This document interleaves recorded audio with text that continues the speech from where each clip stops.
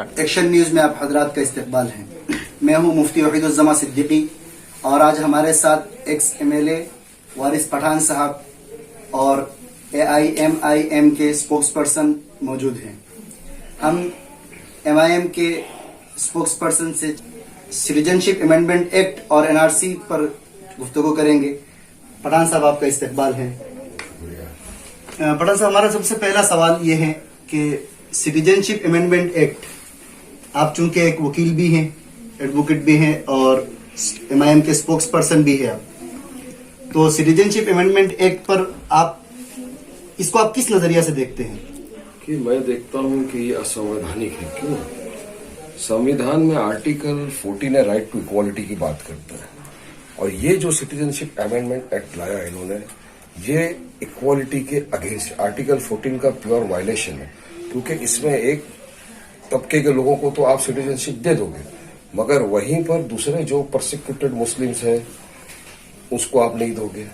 ये रिलीजन के बुनियाद के ऊपर डिवाइड किया गया हुआ कायदा है, असंवैधानिक है। तो ये कायदा ब्लैक लॉ, जो चीज संविधान के दायरे से बाहर रहती है, असंवैधानिक। इस कायदे से फायदा कुछ नहीं है, सिर्फ और सिर्फ पूरे देश के लोगों को नुकसान है, खास तौर से गरीब लोगों को। आज देश का इंपेरिकल डाटा अगर आप देखेंगे तो वो बताता है कि सिर्फ 28% लोगों के पास खुद के जन्म सर्टिफिकेट है, बर्थ सर्टिफिकेट है। माँ बाप की तो दूर की बात है। पासपोर्ट कितने लोगों के पास है? सिर्फ 14% आवाम के पास देश में पासपोर्ट है, पासपोर्ट नहीं है। खुद के जब सर्टिफिकेट नहीं है, आप बोलोगे कि अपने माँ बाप कहाँ पैदा हुए उनके बर्थ सर्टिफिकेट बताओ, तो ये लोगों को तकलीफ देने वाला कायदा है, तकलीफ देने वाला कानून है। और ये बीजेपी का एक एजेंडा है जो इस देश को हिंदू राष्ट्र बनाने की तरफ जा रहा है, और ये एंटी मुस्लिम भी है, एंटी संविधान भी है, एंटी पुअर भी है।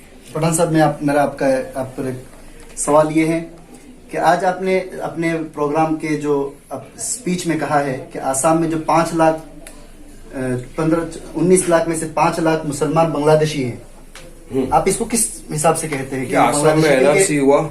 जी, आसाम में NRC हुआ तो सुप्रीम कोर्ट की मॉनिटरिंग में हुआ। 1600 करोड़ रुपए खर्चा किया, 19 लाख लोगों के नाम गायब। बिल्कुल। जिसमें 5 लाख मुसलमानों के नाम गायब। हमारे जो ex president Fakhruddin Ali family का नाम गायब। कारगिल का एक जो वॉर लड़े थे उनका नाम गायब, उनके परिवार का नाम गायब। 5,40,000 हमारे हिंदू बांग्लादेशी जो आए आसाम में, उनके नाम गायब है। खोदा पहाड़ निकला चूहा। अब होगा क्या कि जो हिंदू बांग्लादेशी आसाम में है, जिनका नाम NRC में नहीं आया, उनको तो इस कानून के हिसाब से सिटीजनशिप मिल जाएगी। मगर जो मुसलमान लोग हैं बांग्लादेश से आए, जिनका नाम NRC में नहीं आया है, वो लोगों को फॉरेनर ट्रिब्यूनल में जाना पड़ेगा अपना सिटीजनशिप बताने के, वरना वो बताया जाएगा कि इन्फिल्ट्रेटर से। आप समझ गए?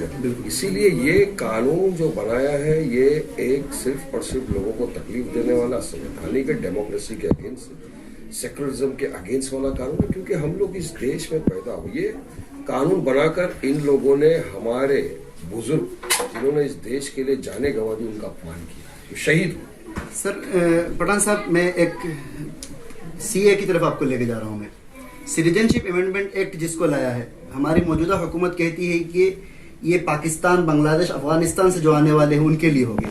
क्या आपको ऐसा नहीं लगता कि हिंदुस्तान के जो हिंदुस्तानी है, जो प्योर इंडियन है, उनको भी पाकिस्तानी या अफगानिस्तानी या फिर बांग्लादेशी बनाने की कोशिश किया जा रहा है कि पहले वो अपने आप को पाकिस्तानी साबित करेंगे, फिर वो सिटीजनशिप अमेंडमेंट एक्ट के तहत आएंगे और उसके बाद फिर जो इंडियन साबित होंगे? ऐसा नहीं लग रहा? पाकिस्तान में परसिक्यूटेड कम्युनिटी अहमदिया भी है, शिया भी है, उनको क्यों नहीं? मोदी और अमित शाह चाइना से क्यों डरते हैं? क्या चाइना में मुसलमानों के ऊपर जुल्म नहीं हो रहा है? वो परसिक्यूटेड नहीं है, उनको क्यों नहीं? म्यांमार के जो रोहिंग्या है, उनको क्यों नहीं? श्रीलंका के टामिलियन से, उनको क्यों नहीं? तो ये एक ऐसा कानून बना दिया है ये लोगों ने कि जिसका फायदा कुछ नहीं है, सिर्फ नुकसान ही नुकसान है, और देश के आम जनता को भी नुकसान है और मुसलमानों को भी धोखा है ये बहुत बड़ा। तो इसका विरोध संविधान के दायरे में करना है। आर्टिकल 19 इसकी इजाजत देता है। वायलेंस नहीं करना है, प्रोटेस्ट करना है और प्रोटेस्ट करेंगे। और ये बीजेपी का पैरोगेंस देखिए, घमंड देखिए कि हम लोगों ने जो बोल दिया कानून वापस नहीं लेंगे। तो देश के आपको सम्मान करना चाहिए जो लाखों करोड़ों लोग रास्ते पे उतरे सड़कों पर इस बिल के खिलाफ, उनके इमोशन का, उनके सेंटिमेंट का सम्मान करना चाहिए जो सरकार नहीं करती। इसलिए हम बोलते हैं कि फासिस्ट सरकार, फासिस्ट रेजिम में डिक्टेटोरियल सरकार, ऐसी सरकार को उठा के फेंकना चाहिए। डेमोक्रेसी में ऐसी सरकार का काम नहीं है। शुक्रिया आपका, बहुत बहुत शुक्रिया आपने